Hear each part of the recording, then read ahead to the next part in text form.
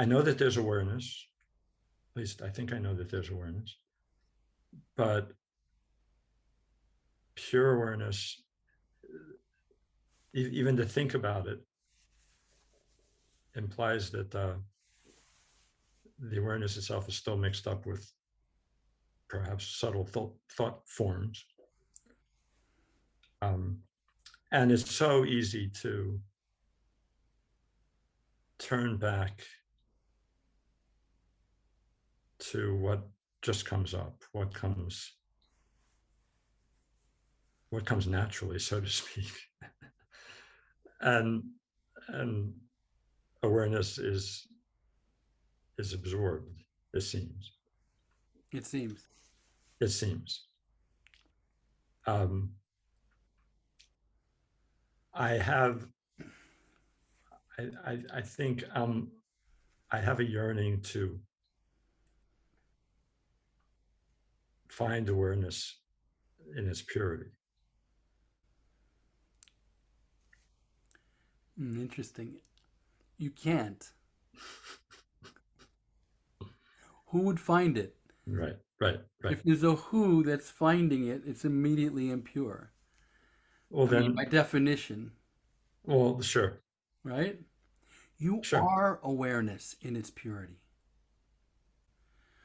What you're referring to is mind. And there's either recognition of mind or there isn't. But it has nothing to do with awareness. Awareness can't get mixed up in anything. Don't get me wrong, there's lots of ways and paths to talk that way, and we could talk that way, but it isn't really what's happening. And this language, I feel, would be more in service to clarity in the way you're speaking.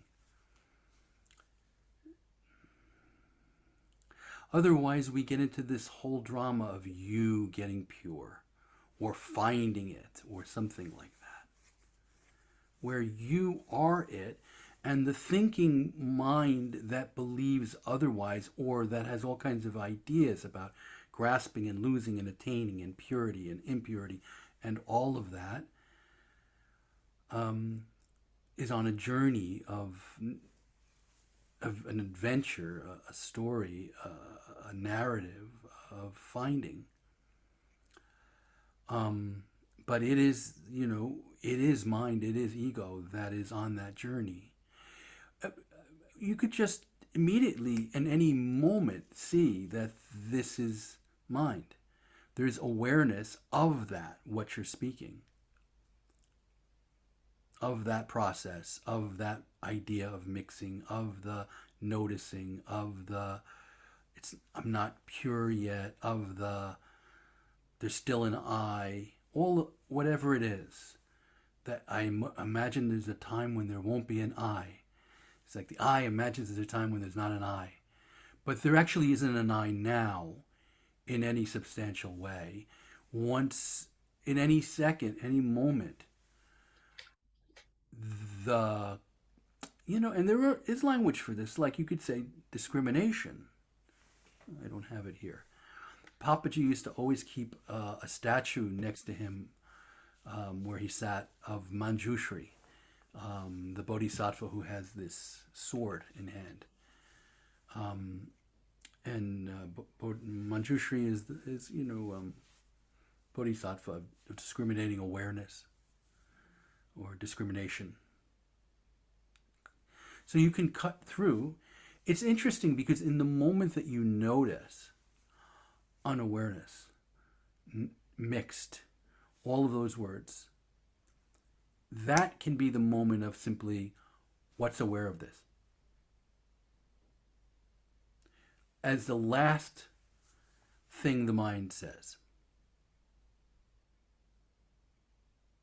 And then in this moment, now, here, without any delay, without any path,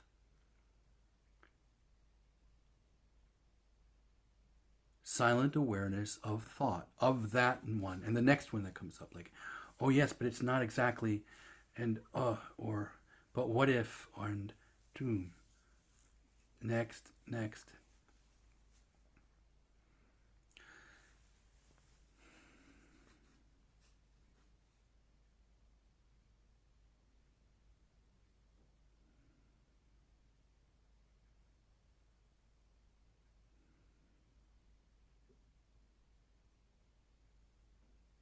Yeah.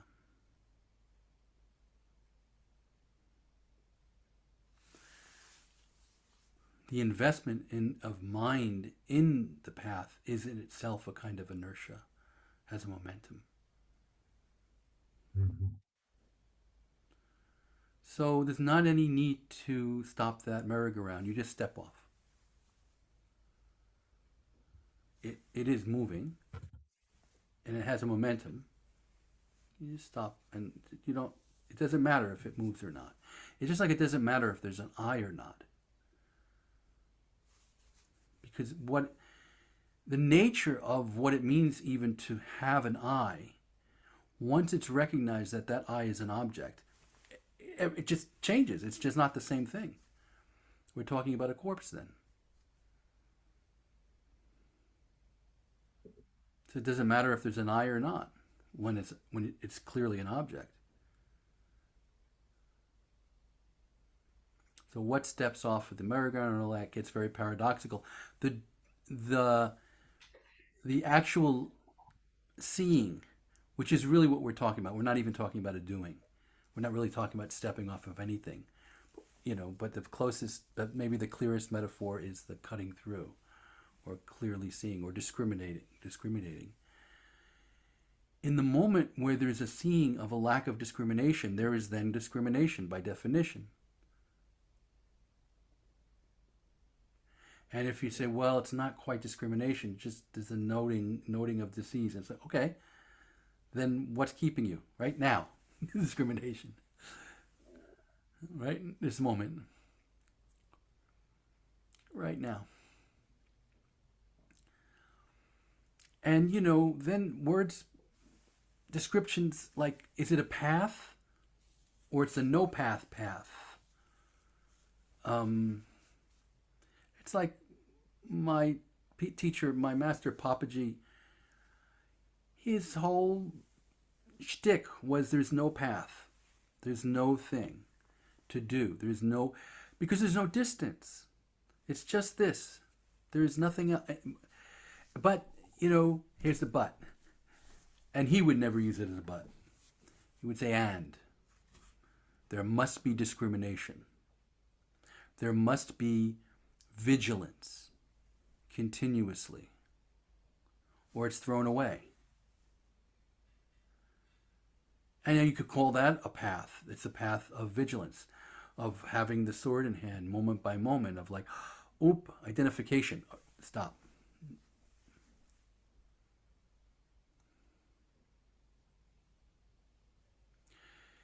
You may find that the mind says, but it's been too long that discrimination hasn't happened. More mind. More mind. Now you're going to pay heed to that mind? In that second, cut it off. Because you know what? There is no past. Except in mind again.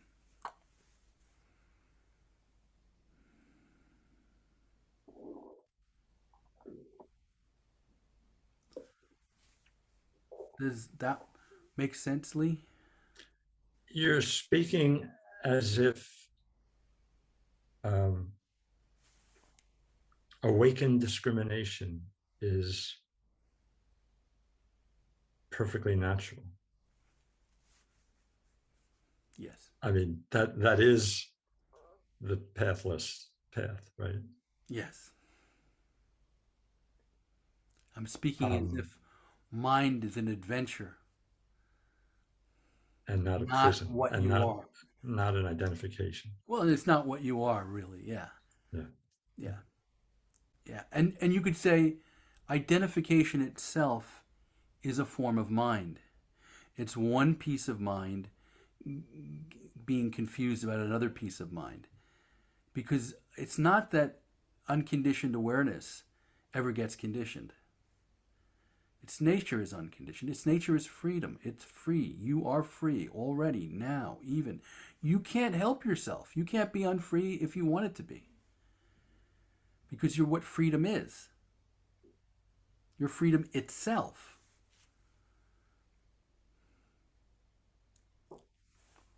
So every sense of, no, I'm not, and all that, that's the thing. That's the stuff arising. That's the mind. That's not something that needs to get fixed. That's the stuff itself. That's not somebody in there who needs to get free. That's the stuff itself. The whole thing is bondage, if there is a bondage. It's bondage itself. So discrimination is not a tool for me. Right. You don't need any tools. So this is where it gets, difficult to speak about. Because the very conversation we're having is nonsense. You're pretending or acting like you're not free, and I'm acting like you don't understand that you're free. And at a certain level, you don't. And at a certain level, you don't. If we're going to talk about levels. And that's why I said, different paths are based on different levels. They take the situation, the givens are different. It's like starting off with a math equation and, given, boom, boom. If you have different givens, you have a different solution. But the way that I am speaking is the way that I feel in this moment that's coming to me that is actually the most useful for you. Because you can you understand this. I mean, you might not be like living it as a natural thing all the time, but this is something that you, in the speaking of it, you get it. Mm-hmm. Yes. Yeah. Yeah. We have no excuse, quite literally. None at all. It's like, okay, do more prostrations, focus more, all that stuff. It's just enough clarity. Now, all that other stuff is fine, but it's all ends up being the context of this. And if you say, I've got to do that other stuff before I can do this, then you're just putting stuff off. No, you can if you want to. We have freedom. Again, that's the thing. I mean, people used to ask Papaji, then what about people who get this and then they don't put their attention there at all? And he said they're not ready for freedom. God is not in a rush. Mm-hmm. And I include myself in that category. My attention is not absolutely resting in silence all the time. Whatever awakening I've been acknowledged for has been seeing, glimpsing, having experience of this. There's a knowing, and it does saturate beyond my mind, and it's definitely beyond me. Or put it this way, it's like not my doing at this point. It's like despite me, rather than because of me. At some level, it's because I put myself in the vicinity of the right people. That might be right.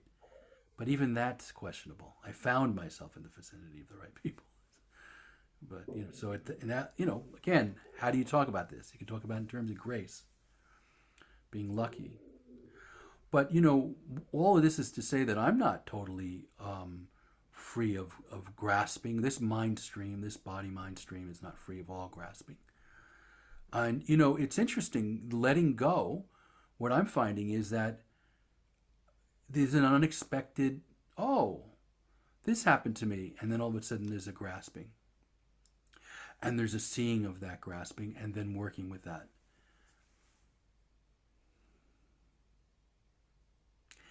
And of course, the working with that and all that is still part of the whole trauma. Then there's just like, wait a second, not even that.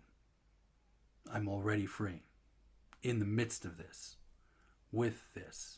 Whatever this is now, here. Just the seeing of that. Yeah.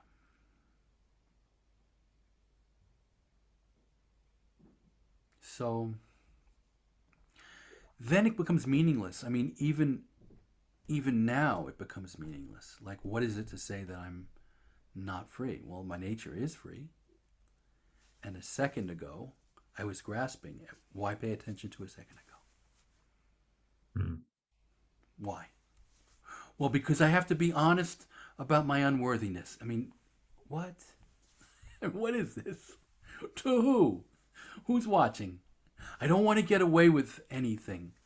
With who? You won't.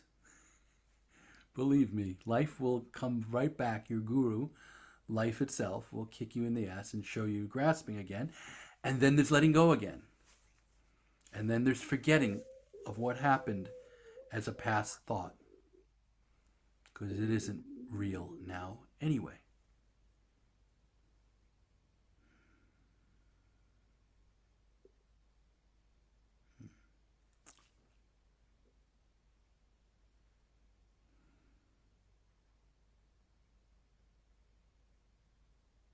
Does this make sense, Lee? Yes. Any objections? I'll have to think about that. Okay, good. Thank you. You're welcome. That's very good.